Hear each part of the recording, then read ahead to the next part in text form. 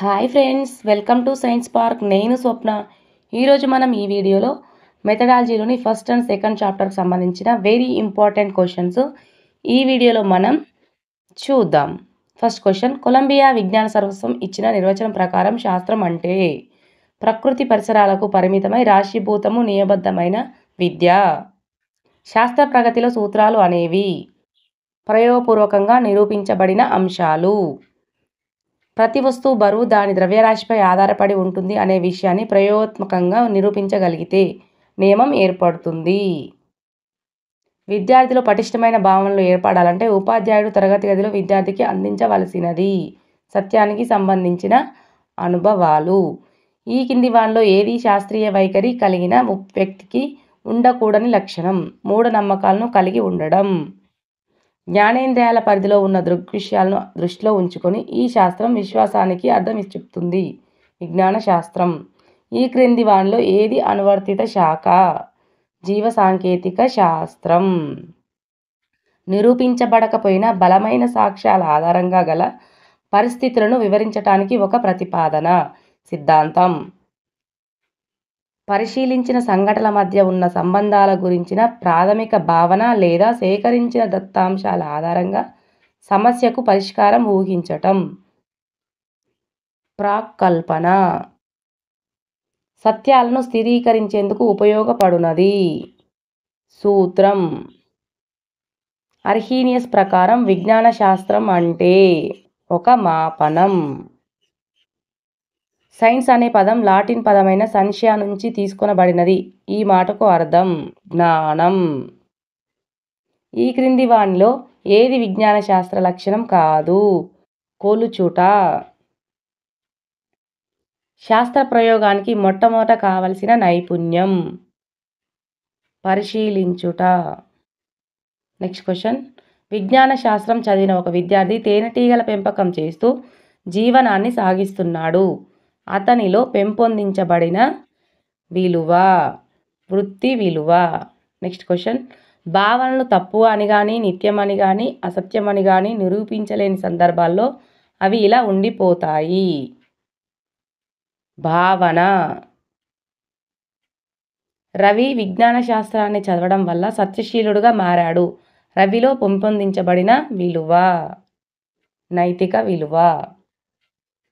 మన జయాపజయాన్ని మాపనం చేసే సాధనమే ఉద్దేశం అని తెలిపిన వారు. John Dewey. ఈ క్రింది వానిలో ఏది లక్ష్యం యొక్క లక్షణం? నిర్దిష్టం. చాలా దూరంలో ఉండి ఎప్పుడో గాని సాధించలేనిది. ఉద్దేశం. విద్యార్థిలో శాస్త్రీయ దృక్పథాన్ని పెంపొందించుట అనేది ఒక ఉద్దేశం. ఒక దృగ్విషయం యొక్క యోగ్యతను తెలియజేసేది. విలువ. విలువలు విద్యార్థిలో ఎప్పుడు ప్రవేశిస్తాయి అనేది చెప్పలేము. అందుకే వీటిని ఈ విధంగా అంటాము, అమూర్త గమ్యాలు. మన ఆహారం ఆరోగ్యం అనే పాఠ్యాంశం బోధించుట అనేది ఈ రకమైన విలువ సాధించటానికే. బౌద్ధిక విలువ. గీత అనే విద్యార్థినిలో కొత్త రకమైన ఆలోచనను పెంపొందించుకునే విధంగా చేయటం అనేది సృజనాత్మక విలువ. జీవశాస్త్ర అధ్యయనం చేసిన విద్యార్థిని డాక్టర్ అయ్యింది. ఆమెలో పెంపొందించబడిన విలువ. వృత్తిపరమైన విలువ. భౌతిక శాస్త్రంలోని కాంతి తరంగాల జ్ఞానం జీవశాస్త్రంలోని ఈ పాఠ్యాంశం బోధించడానికి ఉపయోగపడుతుంది.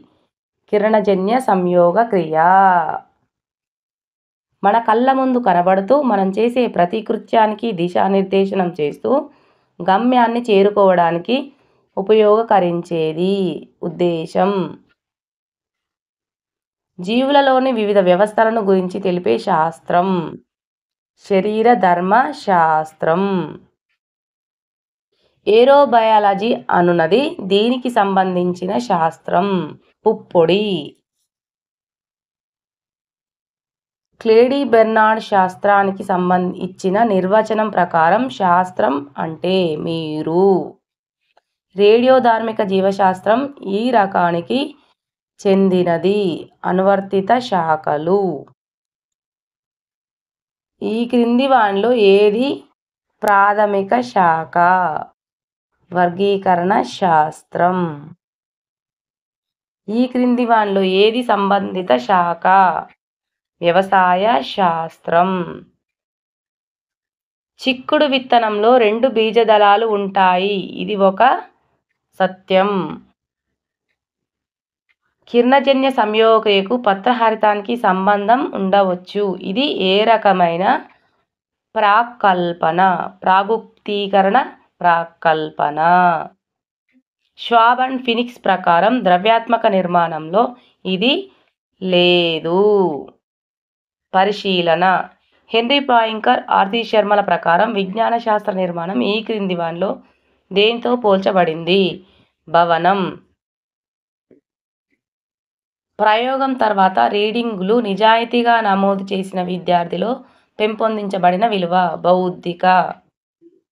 పాల ఉత్పత్తికి చెందిన విషయాన్ని ఈ కింది విధంగా పిలుస్తారు. శ్వేత విప్లవం. ఓకే ఫ్రెండ్స్, ఈ వీడియో మీకు చాలా ఉపయోగపడుతుందని నేను అనుకుంటున్నాను. ఈ వీడియో కనుక మీకు నచ్చితే లైక్ చేయండి, షేర్ చేయండి.